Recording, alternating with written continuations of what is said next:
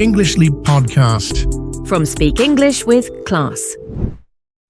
Hey there, English learners. Welcome back to another episode of the English Leap Podcast, your go-to English podcast for learning English and leveling up in life. I'm Erin. And I'm Evan. We're super excited to hang out with you today, and trust us, it's going to be both fun and relatable. As always, we're here not just to help you learn English, but also to share some real-life stuff we've picked up along the way. So, Evan, let me ask you this. Have you ever had a moment where life just taught you a lesson right on the spot? Oh yeah, more than once. I remember thinking I could fix my sink at home by watching a 5-minute video online. Big mistake. Water everywhere. I ended up calling a plumber and apologizing to my floor. Haha, that's such a classic. I once stayed up all night before an exam, thinking I'd study everything last minute. Guess what? I was so tired, I could barely remember my name, let alone the answers. Lesson learned. Sleep is not optional. Right? Sometimes we think we're being smart, and life's like, nice try. That's the thing. We're all learning lessons all the time, even in the small stuff. That's so true. Some lessons are funny, some are a little painful, but they all teach us something important. And that's what we're talking about today. Life lessons we've learned, the easy way, the hard way, and everything in between. And don't forget, we've created a free PDF guide for today's episode packed with key takeaways, comprehension questions, and grammar practice to help you apply everything we're sharing today. You'll find the link in the description. Grab it and make the most of this episode. It's a great way to review and practice at your own pace. And don't forget to stick around till the end for Charlotte's vocabulary section. She's breaking down some intermediate English words and phrases from today's chat, so you can sound smooth and confident in your English conversations. All right, let's dive in. Get ready for some real talk, a few light bulb moments, and hey, maybe even a story or two we've never admitted out loud before. You know I'm all in. Let's start with one that hits home for many of us. Failure isn't the end. It's just a detour. It's so easy to feel defeated when things don't work out the way we planned. Yeah, and I've learned that failure often teaches us more than success. When I didn't get that job I really wanted, I felt like I wasn't good enough. But that experience forced me to improve my skills, rethink my approach, and when I eventually did get hired elsewhere, I was better prepared. Right. And here's the thing. Failure helps us identify our gaps and build resilience. It shifts our mindset from, why me, to, what can I learn from this? Sometimes, it even opens doors we never considered. It's about perspective. Instead of labeling something as a failure, we can see it as part of the journey, a step, not a stop. I couldn't agree more. What feels like an end in the moment is often just a lesson in disguise. It's life's way of saying, wrong turn, but here's a better route. When we shift how we see failure, it stops holding us back and starts moving us forward. Totally. And speaking of things that hold us back, let's talk about comparison. It's one of those quiet traps we all fall into, especially when we start measuring our lives against everyone else's highlight reel. Yeah, comparison doesn't just slow you down, it steals your peace. I've definitely had moments where I felt stuck, not because I wasn't doing enough, but because I was too busy looking at what everyone else was doing. I hear you. There was a time when I'd scroll through social media and see people landing dream jobs, traveling the world, or achieving huge milestones. And I'd sit there thinking, am I doing enough? Am I falling behind? Exactly. And the truth is, we don't see the whole story. People share their best moments, not their struggles or bad days. But when we compare, we forget that, and it affects how we see our own progress. What really helped me was shifting focus from, what are they doing, to what am I doing that matters to me? Once I started appreciating my own journey, the pressure to measure up started to fade.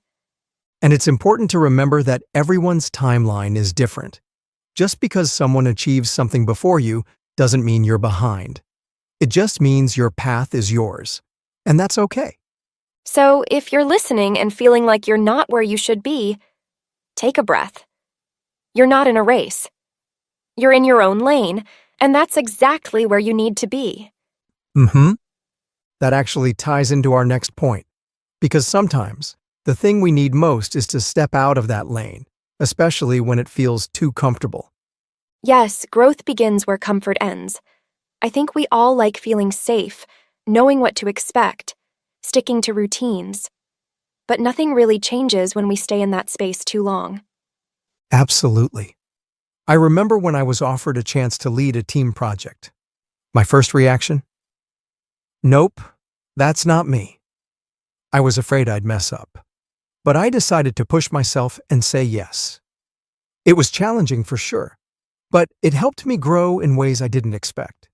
That's real growth. It's rarely comfortable at first. I had a similar moment when I moved to a new city for work. I didn't know anyone, everything felt unfamiliar, and I questioned my decision a lot.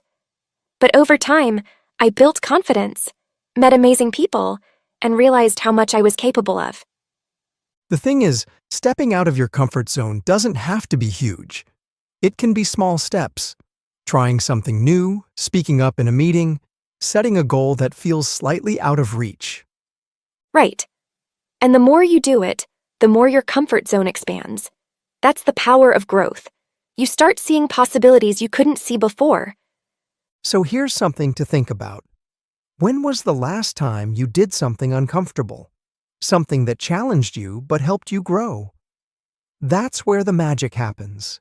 And as we grow and try new things, we realize something else. We won't always get applause for it. Not everyone's going to cheer us on, and that's okay. This one took me a while to accept. Not everyone will like you, and honestly, that's a good thing. For a long time, I tried to be agreeable, to make sure everyone was happy with me. Same here. I used to say yes to everything, even when I didn't want to, just to avoid disappointing people. But all it did was leave me feeling drained, and I wasn't being true to myself. Exactly.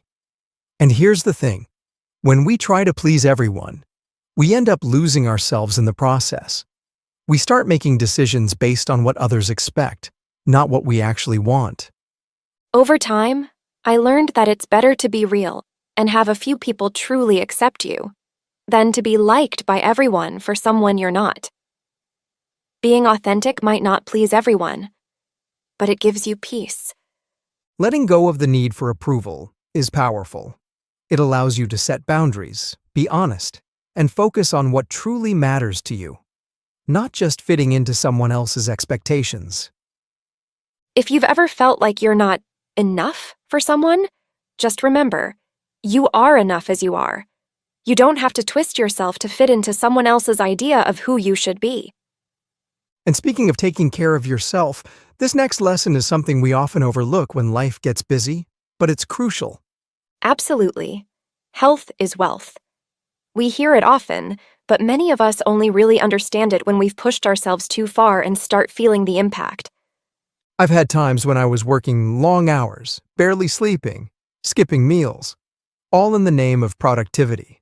I thought I was being efficient, but in reality, I was running on empty. Same. I used to think rest was something I could earn after finishing everything. But there's always more to do, and that mindset just led to burnout. I wasn't able to give my best to anything because I was constantly exhausted. We sometimes think hustle equals success. But if your body and mind are worn out, success won't feel fulfilling. Taking care of your health isn't selfish, it's essential. Now I make time for rest, movement, and healthy habits, even when life is busy. And you know what? I actually get more done because I feel better and think more clearly. It's about balance. We can still chase goals, but we have to take care of ourselves along the way. Your health is the foundation for everything else. Uh-oh, Evan. Have you noticed something? What's that? We've been so absorbed in today's topic, sharing all these life lessons, we didn't even realize how long this episode is getting. Wow. Time really does fly when the conversation's this good. Right? Okay, folks. We've still got some amazing points left to share, but we're going to save those for our next episode so we don't overwhelm you all in one go. Yeah, we want you to have time to really think about these lessons, and maybe even reflect on your own. So don't worry, we'll be back soon with part 2 of this conversation. But before we wrap up, it's time for one of your favorite parts. Let's hand it over to Charlotte for today's vocabulary section. Hi everyone, I'm Charlotte, and here are some intermediate level English words and phrases from today's episode to help boost your vocabulary and understanding. Perspective, meaning the way you see or think about something. Example, changing your perspective can help you see failure differently. Resilience, meaning the ability to recover quickly from difficulties or challenges. Example, after losing the game, the team showed resilience by training harder and winning the next match. Detour, meaning a different or longer way to get to a place, often due to a blocked path. Example, we took a detour through the countryside because the main road was closed. Disguise, meaning something that hides the true appearance or nature of something. Example, he wore a hat and sunglasses as a disguise so no one would recognize him. Milestone, meaning an important achievement or point in progress. Example, graduating from university was a major milestone in her life. Falling behind, meaning not keeping up with others in progress or work. Example, I missed a week of classes and now I'm falling behind in my studies. Holding back, meaning to stop yourself from doing something or expressing something. Example, she was holding back her opinions during the meeting because she felt nervous. Crucial, meaning extremely important or necessary. Example, it's crucial to drink enough water when you're exercising. Impact, meaning a strong effect or influence on something. Example, her speech had a powerful impact on the audience. Productivity, meaning the amount of work done in a certain period of time. Example, taking short breaks during the day can actually improve your productivity. Authentic, meaning real, true and not fake. Example, people appreciate authentic leaders who are honest and genuine. Disappoint, meaning to make someone feel sad because you didn't meet their expectations. Example, he didn't want to disappoint his parents, so he studied hard for the exam. Foundation, meaning the base or beginning of something strong or important. Example, trust is the foundation of any healthy relationship. Run on empty, meaning to continue working or functioning with no energy left. Example, I've been so busy this week, I'm running on empty and need a break. Exhausted, meaning very, very tired.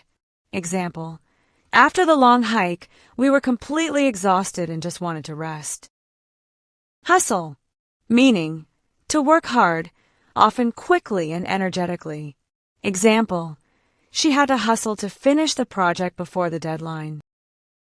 Chase, meaning to run after something or try hard to achieve something. Example, he's chasing his dream of becoming a professional musician. Drained, meaning feeling very tired or without energy. Example, after working all weekend, I felt completely drained on Monday. Burnout, meaning a state of extreme physical or mental tiredness caused by overwork. Example, too much stress and no rest can lead to burnout, so it's important to take care of yourself. That's it for today. Try using these words in your own conversations, and remember, you can review them in the PDF guide linked in the description. See you next time. Thanks, Charlotte. Those words are super helpful. And remember, folks, practice makes progress. And don't forget to grab your free PDF guide if you haven't yet. It's got today's key takeaways, grammar practice, and vocabulary exercises to help you grow even more. All right. We'll see you in the next episode with more life lessons, more insights, and of course, more ways to boost your English. Take care, stay curious, and keep learning. Catch you next time on the English Leap podcast. Bye for now.